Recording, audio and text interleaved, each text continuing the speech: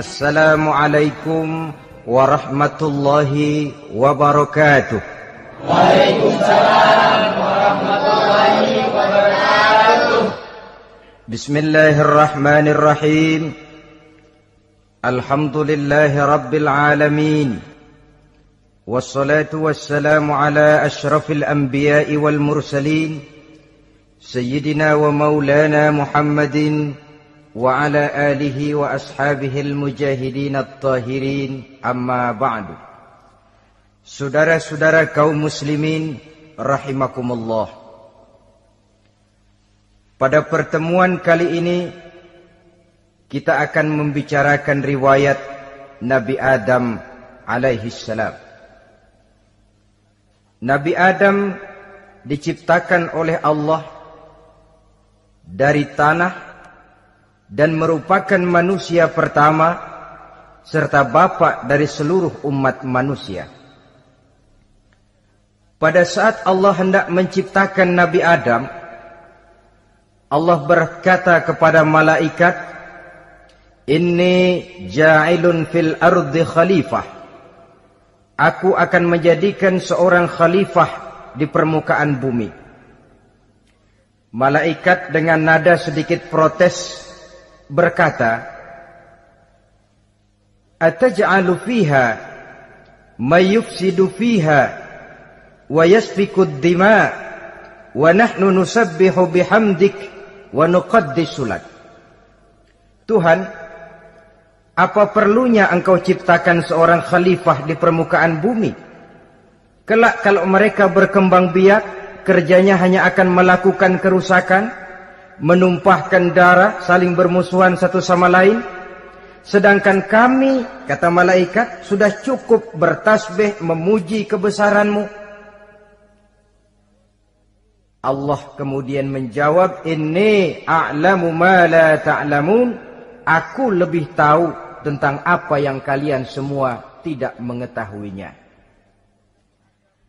Setelah diciptakan Nabi Adam daripada tanah, ditiupkan roh, maka Allah kemudian mengajarkan kepada Nabi Adam berbagai macam ilmu pengetahuan. Wa 'allama Adam al-asma'a kullaha. Kemudian Allah mengajarkan Nabi Adam nama-nama segala sesuatu. Nama merupakan simbol daripada ilmu pengetahuan. Nabi Adam akan dijadikan khalifah di permukaan bumi, maka dibekali oleh Allah Subhanahu wa taala al-asma'a kullaha, nama-nama segala sesuatu. Yang dimaksud di sini ialah al-ulumal katsirah, ilmu pengetahuan yang banyak. Malaikat pada mulanya protes. Kami kan sudah cukup bertasbih Tuhan. Kami kan sudah cukup memujimu. Untuk apa lagi membuat manusia sebagai khalifah di permukaan bumi? Seolah-olah malaikat tidak setuju. Allah yang maha tahu rahasia segala sesuatu memberikan vonis, aku lebih tahu tentang apa yang kalian semua tidak tahu. Oleh karena Nabi Adam dipersiapkan untuk menjadi seorang khalifah di permukaan bumi, maka dibekali oleh Allah dengan ilmu pengetahuan. Begitu Nabi Adam dan begitu kita. Karena bukan cuma Nabi Adam, kita pun oleh Allah dijadikan sebagai khalifah-khalifah di permukaan bumi ini. Yang nilai kekhalifahan kita bergantung kepada kondisi kita masing-masing. Ada orang yang menjadi khalifah level internasional, menjadi pemimpin dunia Islam. Ada orang menjadi khalifah level nasional saja. Ada khalifah tingkat kota saja, ada khalifah tingkat kecamatan, ada khalifah tingkat RW, RT, sekurang-kurangnya khalifah untuk tingkat rumah tangga masing-masing. Nah, tanpa membekali diri dengan ilmu pengetahuan, jangan berharap kita akan bisa melaksanakan tugas sebagai khalifah di permukaan bumi ini. Apapun saja, Nabi mengajarkan, man aradad dunya fa'alaihi bil ilmi, wa man aradal akhirata fa'alaihi bil ilmi, wa man aradahuma fa'alaihi bil ilmi. Siapa yang menginginkan dunia harus dengan ilmu. Yang menginginkan akhirat juga harus dengan ilmu. Yang menginginkan dunia akhirat juga harus dengan ilmunya. Tanpa dasar ilmu, maka manusia tidak akan bisa menjalankan tugas kekhalifahan.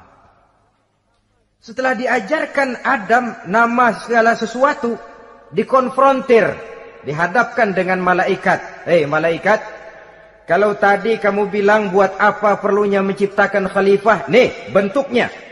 Adam. Sekarang hei malaikat, coba kamu sebutkan nama segala sesuatu ini yang ada di sini ini. Malaikat berkata, Subhanaka la ilma lana illa ma 'allamtana. Ya Allah, kami tidak punya ilmu, kami tidak tahu semua itu kecuali apa yang telah Engkau ajarkan kepada kami. Kalau kamu tidak sanggup, Adam, sebutkan nama-nama semua itu. Adam menyebutkannya dengan lancar. Ketika itulah Allah memerintahkan malaikat untuk sujud kepada Nabi Adam alaihi salam. Sujud di sini bukan sujudul ibadah, sebab sujud ibadah kepada yang selain Allah haram. Tapi sujud di sini sujudut tawadhu' i'tirafan bifadili Adam. Sujud merendahkan diri sebagai pengakuan terhadap keutamaan dan kelebihan Nabi Adam. Maka orang yang banyak ilmunya lebih utama dari orang yang hanya banyak ibadahnya.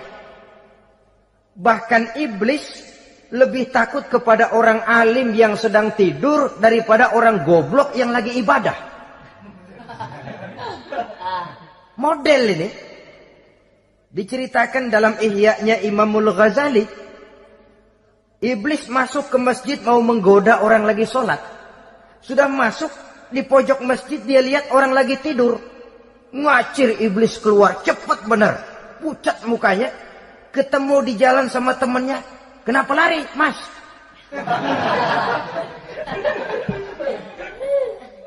Kata temannya, saya mau goda orang sholat. Lalu tiba-tiba di pojok masjid saya lihat ada orang lagi tidur. Saya takut betul sama itu orang. Lari saya keluar.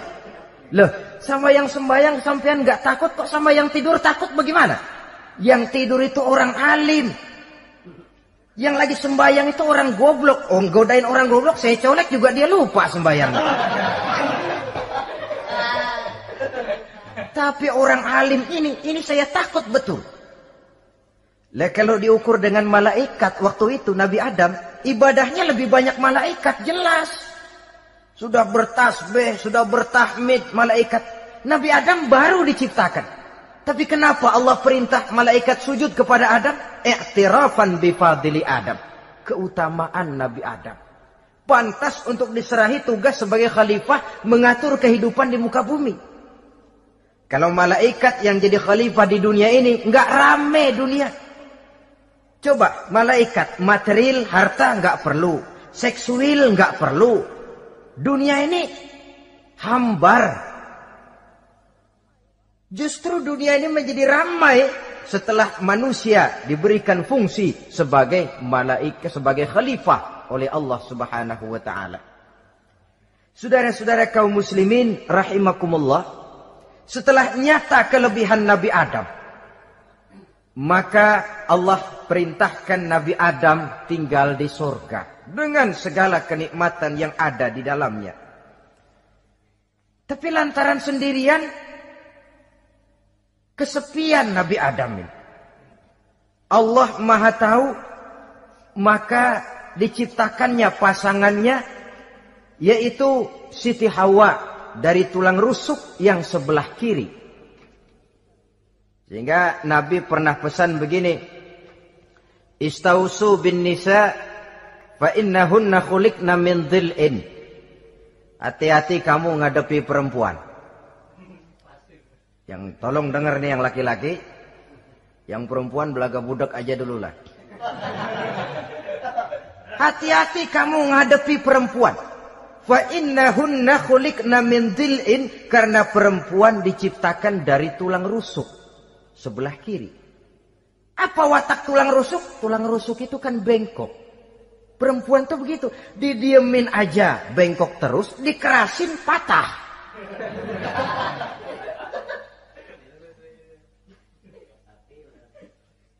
Saudara-saudara, di sini kita ambil satu hikmah bahwa ternyata yang bikin hidup terasa enak karena di sekitar kita banyak orang lain.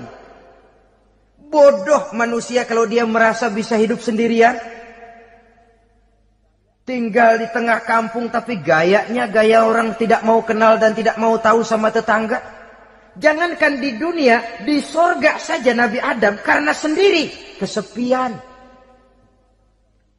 Apa saudara mau tinggal di Jakarta? Apa saja di Jakarta, sudahlah milik saudara. Hotel Indonesia dikasih saudara, Hotel Borobudur punya saudara, Monas buntel bawa pulang. Semanggi ambil, tapi di Jakarta saudara tinggal sendirian. Kira-kira enak nggak? Ternyata yang bikin hidup terasa nikmat karena di sekitar kita banyak orang lain. Begitulah Allah ciptakan Siti Hawa. Setelah diciptakan Siti Hawa, natur manusiawi. Nabi Adam mau main pegang aja. Kata Allah, hai Adam, jangan kau sentuh sebelum kau bayar maharnya. Maharnya apa ya Allah? Maharnya an tusalli ala Muhammadin sallallahu alaihi wasallam. Maharnya kau bersolawat kepada Nabi Muhammad. Manusianya belum lagi diciptakan tapi namanya sudah ada. Nurnya sudah ada. Bahkan dijadikan mas kawin antara Adam dengan Hawa. Karena itu dalam Islam sebenarnya urusan kawin itu bukan yang sulit. Maka jangan dipersulit. Tapi juga jangan digampang-gampangin.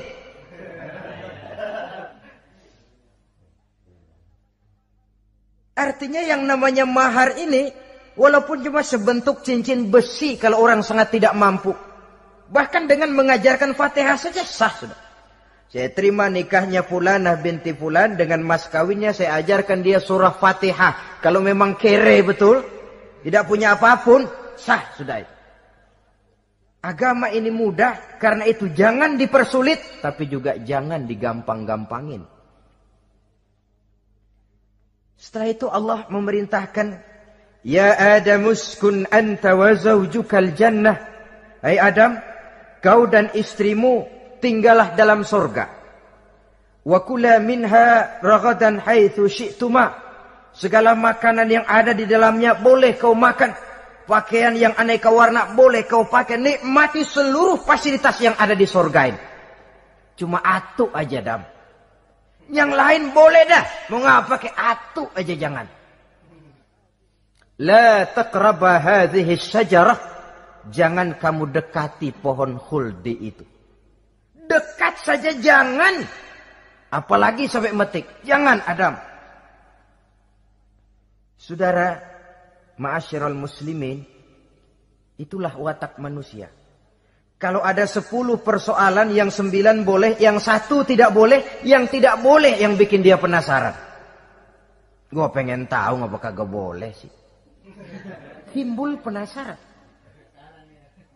Apalagi iblis selalu berusaha. Sebab pada waktu malaikat disuruh sujud, semuanya sujud kepada Adam. Iblis tidak mau sujud. Tuhan tegur, iblis, kenapa kamu tidak mau sujud? Mana mungkin Tuhan. Saya akan dibikin dari api, kata iblis. Adam dari tanah. Unsur api lebih mulia dari unsur tanah. Masa saya harus tunduk kepada Nabi Adam? Gengsi dong. Adam kan anak kemarin sore, baru dibikin. Masa saya harus tunduk kepada orang yang macam itu? Ini kan perintah aku iblis. Kalau kau tidak mau tunduk, keluar dari sorga ini. Terusir iblis dari sorga karena kesombongannya tidak mau sujud kepada Adam. Nah, logika, kalau udah di sorga aja sombong diusir, apalagi yang masih tinggal di pinggir kali sombong.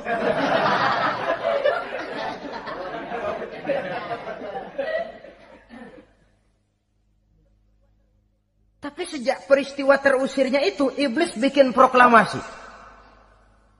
Apa Apa proklamasi iblis? Rabbi fanzirni ila yaumi yub'atsun. Ya Allah, gara-gara Adam saya diusir dari surga. Saya minta kepadamu ya Allah, beri saya kesempatan sampai hari manusia dibangkitkan. Kata Tuhan, innaka minal munzarin. Oke, silakan. Mau apa iblis? Rabbi bima aghwaytani la uzayyinanna lahum fil ardi wa la ughwiyannahum ajma'in. Ya Tuhan, disebabkan engkau telah menyesatkan aku, akan aku hiasi mereka manusia dengan kejahatan yang ada di muka bumi ini, dan aku akan sesatkan mereka semua. Ini proklamasi iblis. Gara-gara Adam saya terusir dari surga, maka sejak saat ini Adam dan seluruh keturunannya musuh bebuyutan saya. Akan saya lakukan segala macam cara untuk menggelincirkan manusia agar mereka menjadi orang yang engkau murkai ya Allah. Kemudian Allah memberikan jawaban. Dialog ini saudara bisa lihat dalam surah Al-Hijr ayat 40, 41 sampai 44. Kata Allah apa? Inna ibadi laisa laka alaihim sultanun illa man ittaba'aka minal ghawin. Silahkan iblis. Yang lain barangkali bisa kau goda. Kecuali hamba-hambaku yang benar-benar hambaku, engkau tidak akan punya daya tipu mereka. Engkau tidak akan punya kemampuan menggelincirkan mereka. Kecuali kalau memang mereka sudah mau ikut pengaruhmu. Sepanjang mereka benar-benar menjadi hambaku, kata Allah. Hamba Allah yang sebenarnya, mereka di luar kekuasaanmu iblis. Tapi kalau mereka sudah turun menjadi hamba harta, hamba dunia, hamba pangkat, budak jabatan, mereka itu yang bisa kau gelincirkan. Selama mereka masih tetap sebagai hambaku, kata Allah, mereka di luar jangkauan kekuatan dan kekuasaanmu iblis. Nah, sejak saat itu kan iblis selalu nyari jalan, nyari lantaran bagaimana Adam nih supaya dia tergelincir. Gara-gara dia saya diusir dari surga. Nguping terus iblis. Sampai akhirnya dia dapat berita tentang dilarangnya Nabi Adam mendekati pohon khuldi itu. Satu hari dengan muka sedih. Ya, iblis itu the best actor. Aktor ulung dia. Dengan roman muka sedih. Dia datang kepada Nabi Adam dan Siti Hawa. Kata Nabi Adam, iblis, ente kok tampangnya demek amat sih?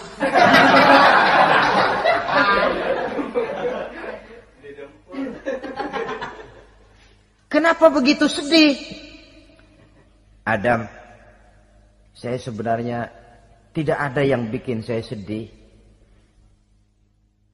Cuma saya dapat berita bahwa engkau tidak akan selamanya di dalam surga ini.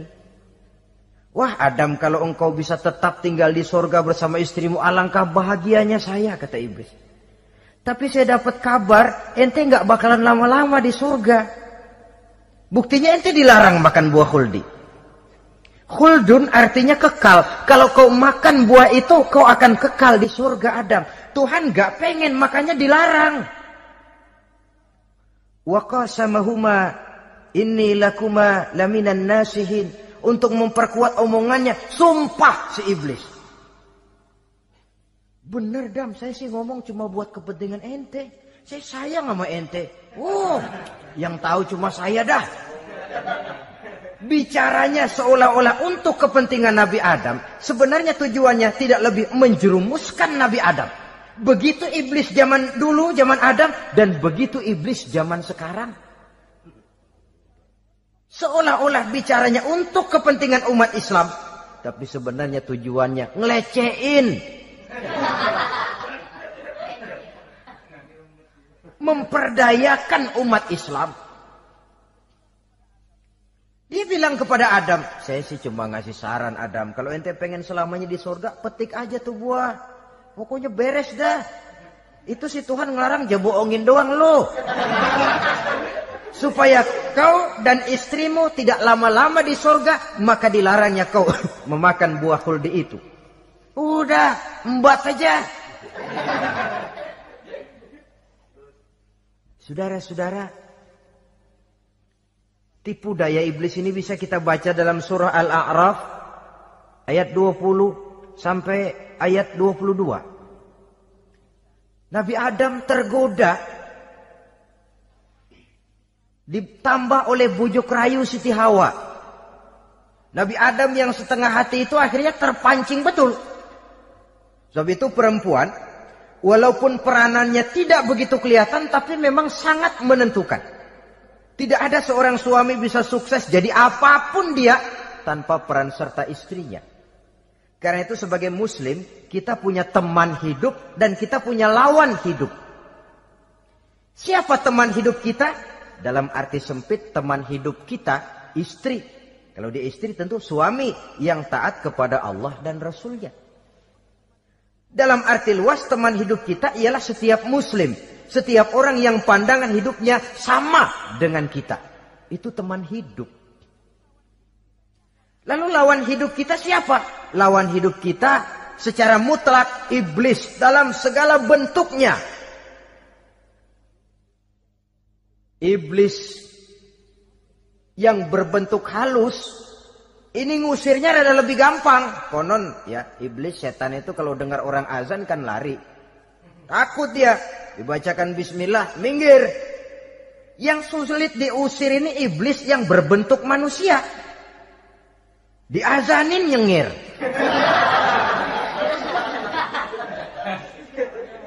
Gawat ini. Saudara-saudara, ini musuh dalam artian mutlak. Sedangkan musuh dalam artian ideologis, setiap orang yang pandangan hidupnya tidak sama dengan kita. Bahasa langsungnya, setiap orang di luar Islam secara ideologis, ya.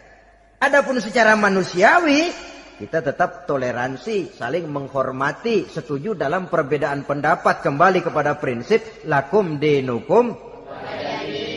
Kewajiban saling menghormati sesama manusia, tapi secara ideologis tidak ada kompromi.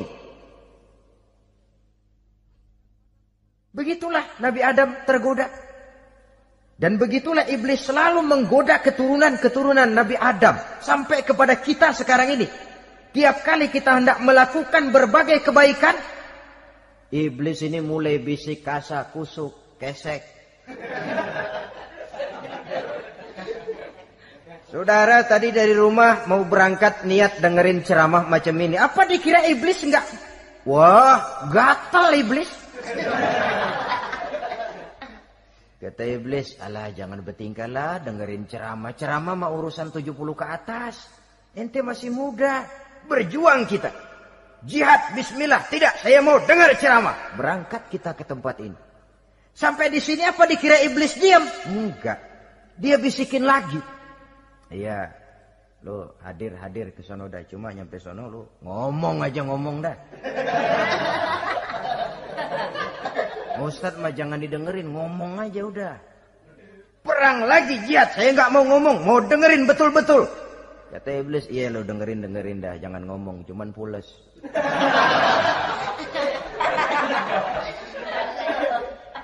Segala macam cara dilakukan oleh iblis untuk menggelincirkan manusia. Ketika Nabi Adam mengambil buah khuldi itu, datanglah murka Allah. Adam, seolah-olah kalau bahasa kita, kelewatan kamu Adam. Dari belum ada aku ciptakan kau. Barangkali kau merasa kesepian, aku ciptakan Hawa. Aku tinggikan derajatmu dari malaikat sampai malaikat sujud kepadamu. Aku perintahkan kau tinggal di sorga dengan seluruh fasilitas yang ada di dalamnya. Cuma satu yang aku minta, jangan dekati pohon khuldi, engkau tidak sanggup Adam. Keluar dari sorga ini. Terusir Nabi Adam dan Siti Hawa dari sorga. Turun ke dunia ini. Turun terpisah lagi. Ya Allah. Orang itu kalau biasa susah, ketemu susah sih emang lalap namanya. Makanannya. Tapi biasa seneng ketemu susah. Ini yang kalau tidak kuat mental. Tengoklah zaman sekarang kan nih. Kalau tuan-tuan rajin baca pos kota. Kayaknya nyawa murah bener. Pasal duit 100, nyawa hilang. Pasal diputusin pacar, begon ditenggak. Gantung diri pakai tali plastik. Murah betul kelihatannya jiwa itu. Sehingga pantas kalau Nabi pernah katakan irhamu salasatan minan nas, sayangilah 3 macam manusia. Pertama, azizan zalla, orang mulia yang jatuh hina. Pejabat tinggi kalau pensiun kesian bener. Ya Allah. Udah nggak ada yang ngasih hormat, tanda tangan nggak laku. Azizan zalla. Orang mulia yang jatuh hina. Yang kedua, ghaniyan qad iftaqara. Orang kaya jatuh miskin. Dari hidup serba ada jatuh melarat. Yang ketiga, faqihan yal'abu bihil juhal. Ahli fikih ngerti hukum tapi dipermainkan oleh orang-orang bodoh yang kebetulan punya kekuasaan. Kalau keluar fatwa sesuai dengan pesan sponsor. Yang halal bisa jadi haram, yang haram dibikin remeng-remeng. Ahli fikih dipermainkan oleh orang bodoh. Kasihan betul. Terpisah Adam dengan Hawa ini. Adapun Nabi Adam turun menyesal dengan seluruh kesalahannya. Sujud, taubat, menangis. Menurut riwayat 300 tahun beliau sujud. Seraya membaca Rabbana zalamna anfusana wa illam taghfir lana wa tarhamna lanakunanna minal khasirin. Ini doanya Nabi Adam. Ya Allah, kami telah zalim kepada diri kami sendiri. Andai kata engkau tidak kasihan, tidak memberikan ampun kepada dosa yang kami lakukan, sungguh kami termasuk ke dalam golongan orang-orang yang rugi. Ini yang dibaca Nabi Adam dalam taubatnya. Di akhir taubatnya, Nabi Adam munajat kepada Allah. Ya Allah, dengan kebesaran Muhammad ampunilah dosa saya. Allah tegur, kaifa araftahu ya Adam walam akhluqhu. Dari mana kau bisa tahu nama Muhammad Adam padahal aku ciptakan saja belum manusianya. Kata Nabi Adam, pertama ketika engkau ciptakan saya, engkau tiupkan ruh ke dalam jasad saya, terbuka mata saya memandang ke bawah arasmu. Di sana nampak dengan jelas tertulis di kaki arasmu, La ilaha illallah Muhammadur Rasulullah. Taulah saya bahwa Muhammad ini orang yang paling dekat dengan engkau ya Allah. Sampai namanya bergandengan dengan namamu di kaki arasmu. Yang kedua, ketika saya hendak menyentuh Hawa, kau juga yang mengatakan jangan kau bayar maharnya sebelum kau bersolawat kepada beliau. Saudara hadirin yang saya hormati, Nabi Adam diterima taubatnya oleh Allah. Kemudian dipertemukan kembali dengan Siti Hawa setelah sekian lama berpisah. Pertemuan itu terjadi di satu dataran luas, di satu padang yang luas, yang sampai sekarang dinamakan dengan Padang Arafat. Tempat para ibadah haji melakukan wukuf, yaitu puncak pelaksanaan ibadah haji. Dan pertemuan itu sendiri terjadi di atas sebuah bukit kecil yang diabadikan dengan nama Jabal Rahmah di kawasan Arafat itu. Di atas Jabal Rahmah itu ada satu monumen kecil untuk mengabadikan pertemuan Nabi Adam dengan Siti Hawa. Lalu tinggallah keduanya di permukaan bumi ini. Oleh Allah diberikan karunia keturunan yang banyak. Dan tiap kali lahir kembar. Kembarnya laki perempuan, laki perempuan, laki perempuan. Dari sinilah berkembang biak manusia. Di mana di zaman Nabi Adam perkawinannya silang. Karena tentu tidak ada manusia lain. Perkawinan silang itu artinya kalau si A dan B, A ini laki, B perempuan, kemudian lahir kembar kedua antara C dengan D, maka begitulah yang A dikawinkan dengan D, yang C dikawinkan dengan B. Perkawinan silang. Tidak boleh perkawinan yang kembar sama di waktu dilahirkan. Nah, di antara putra-putra Nabi Adam yang kemudian juga membuat sejarah, yaitu Habil dan Qabil. Habil, saudara kembarnya namanya Labuda, perempuan. Qabil, saudara perempuannya Iklimah. Menurut hukum perkawinan waktu itu harus silang. Habil harus kawin dengan Iklimah dan Qabil harus kawin dengan Labuda. Tapi Qabil protes. Dia kepengen kawin dengan saudara kembarnya sendiri. Dalam arti yang sama-sama dilahirkan dengan dia, yaitu Iklimah. Kenapa? Karena kebetulan rupa Iklimah ini lebih cantik daripada Labuda. Protes kepada ayahandanya Nabi Adam. Abah, saya tidak terima, saya harus kawin dengan Iklimah. Tidak Qabil, kamu harus kawin dengan Labuda. Enggak mau. Kenapa dengan Labuda? Kurang kece.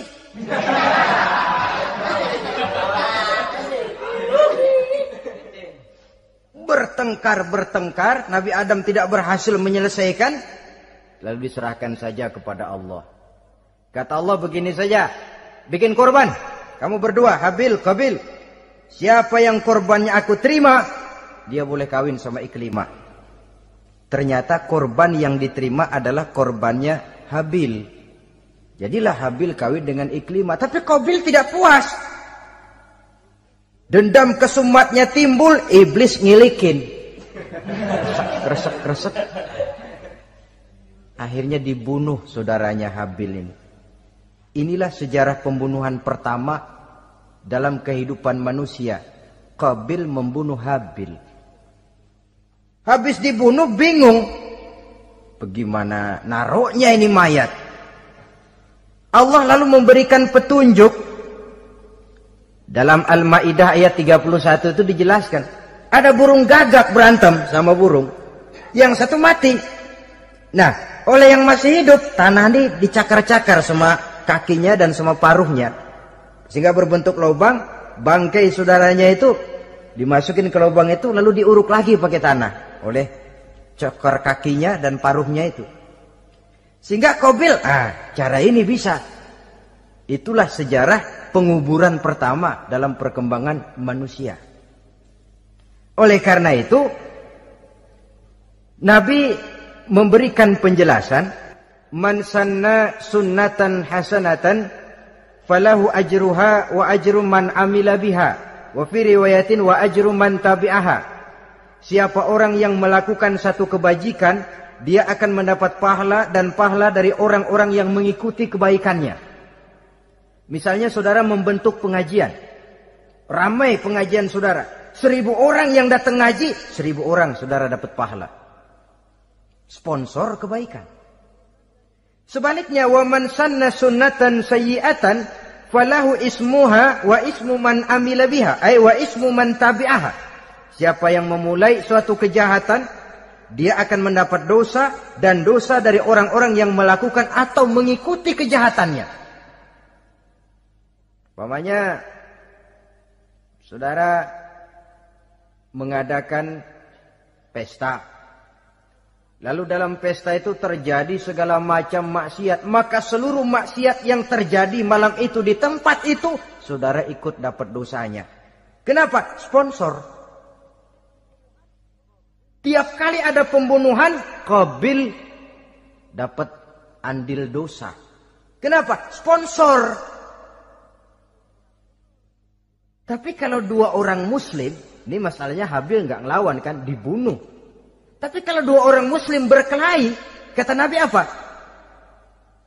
Apabila 2 orang muslim saling berbunuh-bunuhan, maka al-qatil wal maqtul finnar. Baik yang membunuh ataupun yang dibunuh, dua-duanya neraka. Sahabat heran, ya Rasul, kalau yang ngebunuh masuk neraka pantas, tapi ini yang dibunuh kenapa neraka juga? Soalnya sama-sama niat, cuman keduluan aja. Itu kan masalahnya. Andai kata dia nggak terbunuh, dia yang akan membunuh. Niat itu sudah ada. Nah kalau Habil ini dia tidak punya niat membunuh, dia memang dibunuh oleh Qabil.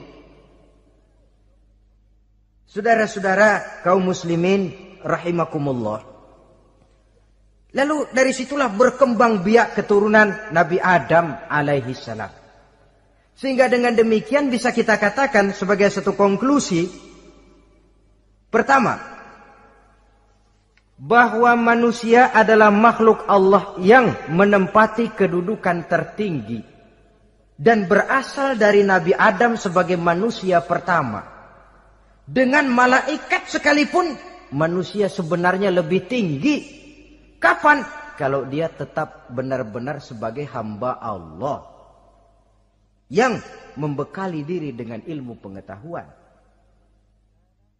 Laqad khalaqnal insana fi ahsani taqwim. Kami ciptakan manusia dalam bentuk yang paling baik. Dan ketinggian manusia itu tidak ditentukan oleh bahan-bahan dari mana manusia diciptakan. Tapi ditentukan oleh adanya roh yang ditiupkan ke dalam jasadnya. Dan kemampuan yang ditimbulkan oleh nilai-nilai rohaniah tadi. Kalau secara biologis kita ini semua bahannya sama. Dari saripati mak tanah yang menghasilkan buah yang dimakan oleh mak bapak kita. Membentuk hormon, menghasilkan sperma. Terjadi kerjasama yang baik antara ibu dan bapak. Sehingga kemudian melahirkan kita ke alam dunia ini. Secara biologis bahan kita sama. Dan tidak itu yang menentukan ketinggian manusia. Walaupun keturunan juga mempengaruhi. Sebab sekarang ada istilah ramai orang bicara bayi tabung. Dan majelis ulama sudah memberikan fatwa kalau spermanya itu berasal dari sang bapak, tidak jadi masalah. Tapi kalau dari orang lain, haram. Yang lebih celaka lagi di negara maju, tidak lewat proses alam rahim. Jadi dalam satu tabung yang diberikan suhu yang mirip dalam kandungan, di situ dipertemukan antara sperma, air mani laki-laki, dengan ovum, air mani perempuan. Diberikan suhu yang mirip dalam kandungan, dan itu diharapkan bisa menghasilkan manusia lewat tabung kaca itu.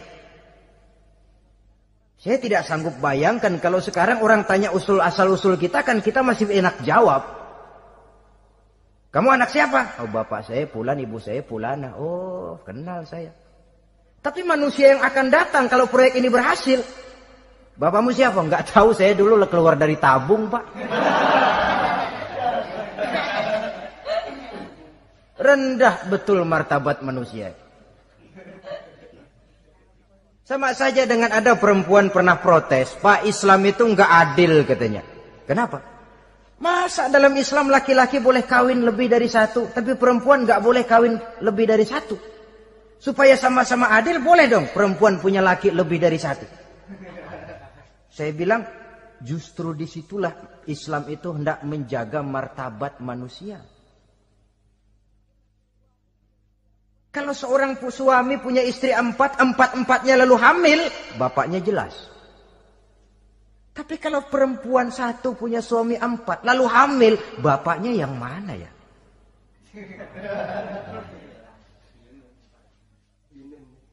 Rendah martabat manusia. Ketika si bayi lahir, ibunya lihat, ini jidatnya kayak si A ini. Sudah ini anakmu saja nih, jidatnya jidat kamu. Kata, antar dulu jidat saya, tapi kuping B ini nggak mau saya. Terkatung-katung si anak tanpa tahu kemana dia mesti manggil bapak.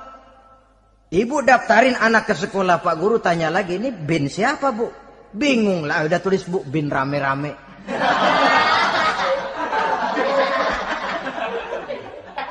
Kan rusak martabat manusia kalau sudah begitu.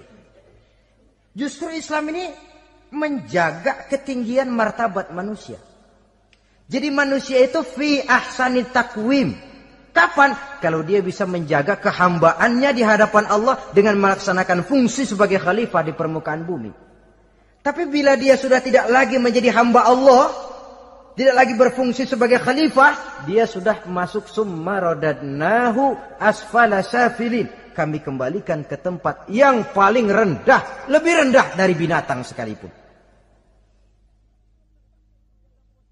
Kalau dia tetap menjaga posisinya lebih tinggi dari malaikat, malaikat saja sujud kepada Nabi Adam, apalagi kepada makhluk-makhluk yang lain manusia ini. Tapi kalau dia tidak pandai, lebih rendah daripada binatang. Inilah uniknya makhluk bernama manusia. Dengan posisinya dia bisa menjadi lebih tinggi dari malaikat, tapi juga dia bisa meluncur lebih rendah daripada binatang. Untuk menjaga itulah diperlukan agama dalam kehidupan kita sekarang ini.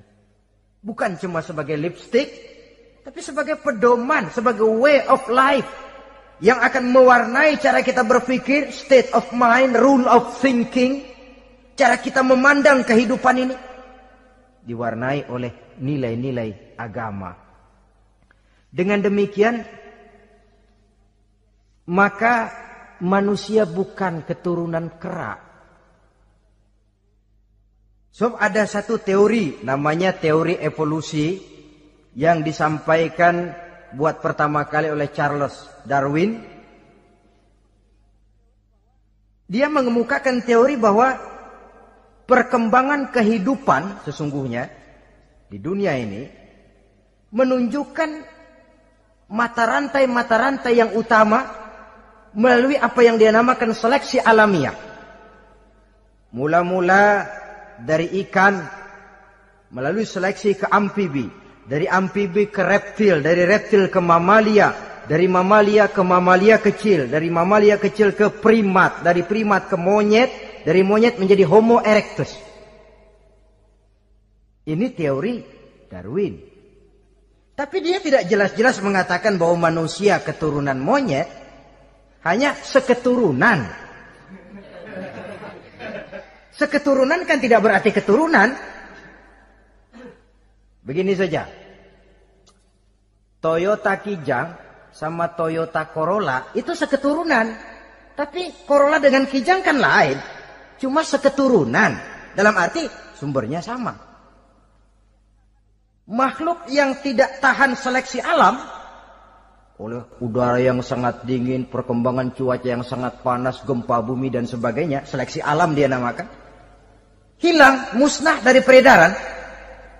Seperti ada binatang raksasa itu, dinosaurus, sekarang kan cuma tinggal dongeng saja, tinggal nama atau kerangka. Itu oleh seleksi alam dia nggak lulus, hilang. Yang bertahan, yang lulus seleksi alam. Manusia walaupun kecil yang lulus seleksi alam ini. Biar dihantam gempa bumi, angin topan, tetap aja ngejedok. Nah, teori Darwin ini, teori evolusi ini didukung dan dibuktikan oleh peninggalan fosil atau binatang dan tumbuhan yang hidup dan mati selama perkembangannya. Dari bentuk organik pertama hingga pendahulu terdekat daripada manusia. Tapi ada satu kelemahan dari pokok daripada teori evolusi ini. Pertama, garis perkembangan dari Homo erectus, yakni manusia jalan tegak, semacam gorilawi itu, sampai kepada manusia mutaakhir masih belum menentu. Artinya, okelah, kalau manusia seketurunan dengan kera, batas antara manusia yang wujud sekarang dengan manusia purba itu apa yang menjadi penghubung? Monyet tidak mungkin. Ini dianggap mata rantai yang hilang, missing link namanya dalam istilah ilmiahnya. Dan ini masih dicari sampai sekarang. Kalau pendahulu terdekat manusia mutaakhir ini manusia purba, katakan Homo erectus, manusia jalan tegak. Lalu generasi sudah itu sebelum berbentuk manusia apa? Ternyata sampai sekarang masih ada missing link, mata rantai yang hilang. Lalu yang kedua, teori evolusi berhenti kepada manusia mutaakhir. Kalau memang kita manusia sekarang ini hasil evolusi, tentu kita akan terus berevolusi lagi. Dan akan jadi apa kita nanti? Ternyata sudah ribuan tahun manusia tetap manusia begini-begini aja. Tidak berevolusi kita ini. Apa lalu matanya jadi cuma satu di tengah? Hasil evolusi? Kan tidak. Tidak berevolusi. Jadi kembali kepada Quran, manusia pertama adalah Nabi Adam. Dan manusia-manusia berikutnya keturunan daripada Nabi Adam. Dan bukan hasil evolusi daripada monyet. Juga tidak akan berevolusi kemana-mana. Kalau demikian benarkah teori evolusi? Untuk mengatakan mutlak benar, bukan wewenang kita. Untuk mengatakan salah total, juga kebenaran ilmu adalah relatif sebagai relatifnya daya pikir manusia.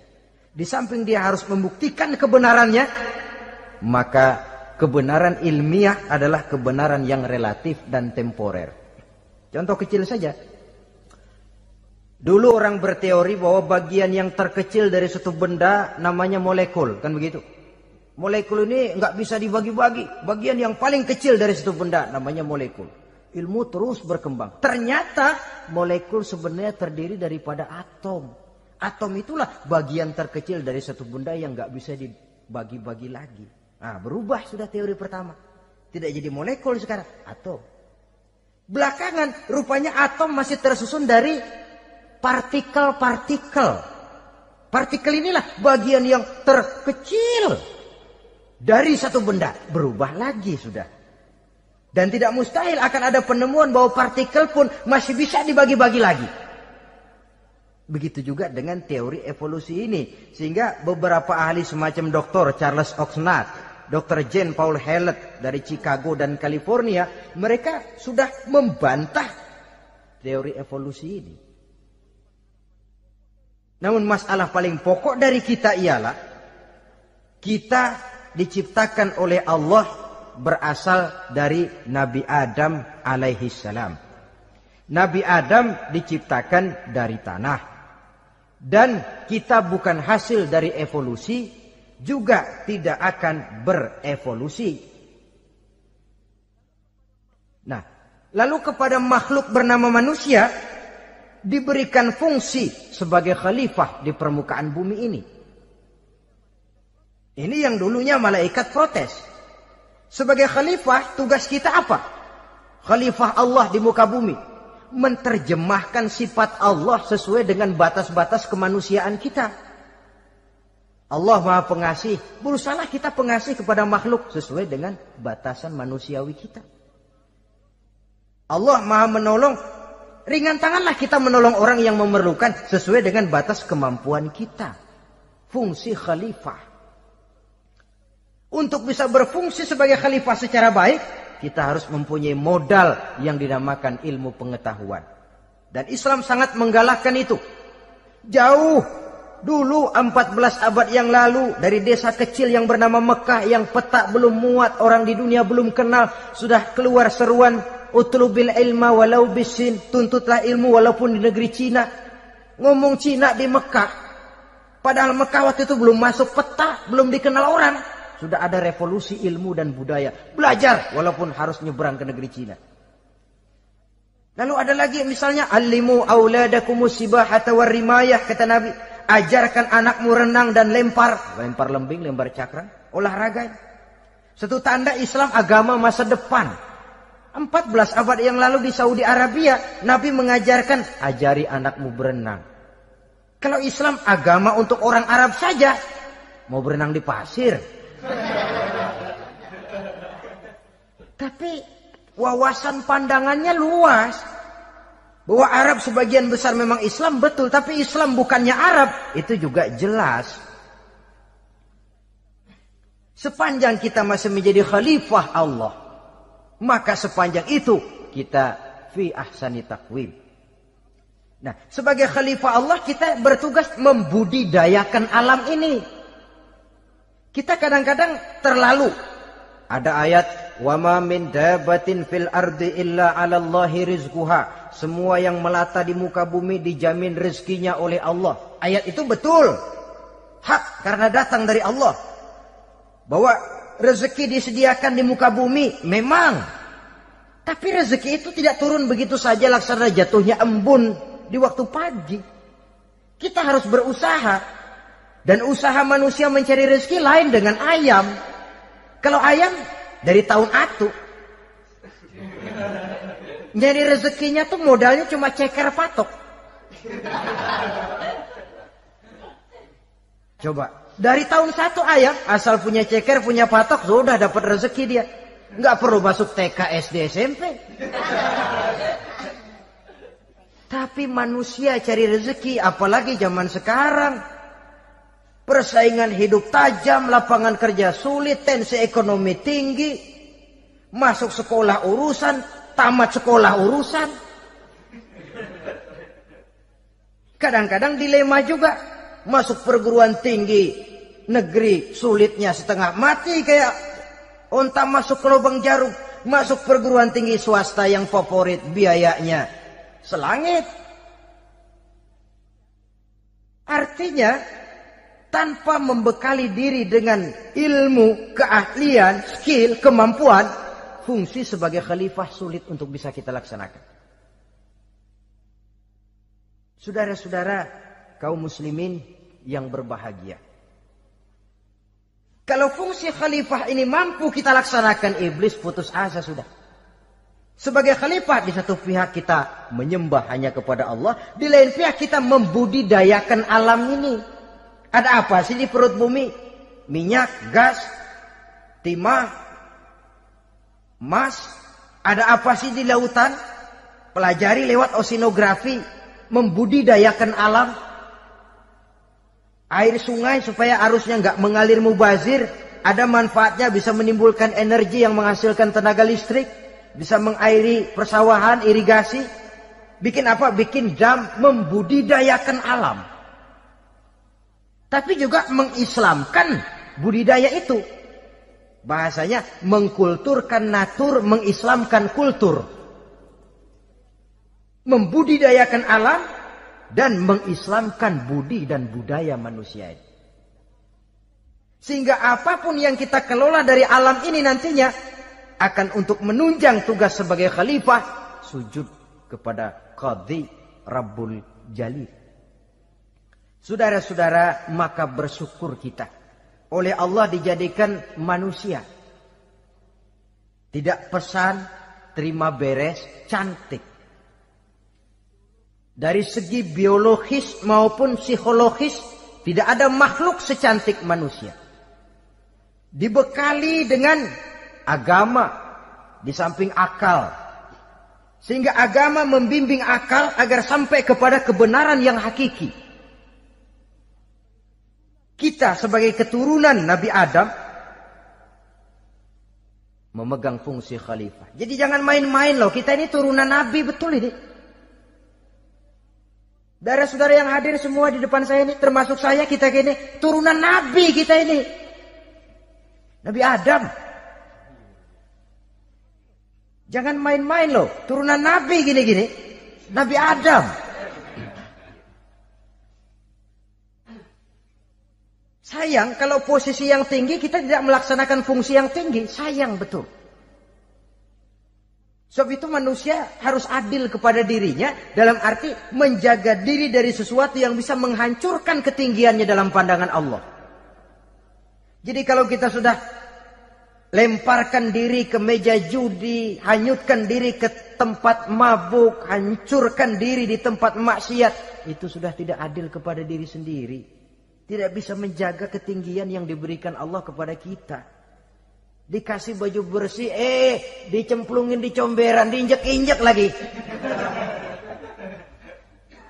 Kita ini diciptakan fi ahsani taqwim. Masa mau turun berbuat seperti binatang, itu makhluk rendah? Masa mau mengikuti tipu dayanya iblis, dia sudah proklamasikan bahwa itu musuh bebuyutan kita? Innahu lakum aduwwum mubin. Setan musuhmu yang jelas dalam segala bentuknya. Saudara-saudara, nah, untuk berfungsi sebagai khalifah ini sekali lagi, bekali diri dengan ilmu pengetahuan. Dan ilmu itu di zaman kita sekarang tentu kalau Nabi Adam diajari langsung oleh Allah, wa 'allama Adam al-asma'a kullaha. Lah kalau kita mau nunggu Tuhan ngajarin, geblek terus. Ya tidak mustahil Allah memberikan ilmu yang disebut ilmu laduni ya. Transfer. Langsung Allah memberikan kepada seorang hamba, membukakan pintu hatinya. Tapi bukan potongan kayak kita yang dapat ilmu laduni macam begitu. Satu contoh, menurut ceritanya, Hadratus Syekh Kiai Hasyim Asy'ari itu kan ngaji beliau kepada Kiai Khalil Bangkalan, Madura. Kiai Khalil ini wali. 2 tahun berguru di sana, nggak diajarin apa-apa. Cuma kalau pagi nyari rumput. Tiap hari 2 tahun akhirnya Hadratus Syekh bilang, Kiai, saya kapan diajarin? Sudah Hasyim, kau pulang saja. Insya Allah kau alim. Itu aja pulang jadi orang alim. Ya di samping terus beliau belajar ke Mekah. Kita harus melalui proses belajar. Ini untuk menunjang tugas kekhalifahan kita. Sebagai hamba Allah dan sebagai khalifah Allah di permukaan bumi. Sehingga 2 tugas ini bisa kita laksanakan dengan sebaik-baiknya. Menjaga martabat manusia sebagai makhluk yang mulia dan keturunan dari Nabi Adam alaihissalam. Saudara-saudara, ini sajalah pembicaraan kita kali ini. Terima kasih banyak atas segala perhatian. Mohon maaf atas segala kekurangan. Usikum wa nafsi bitaqwallah.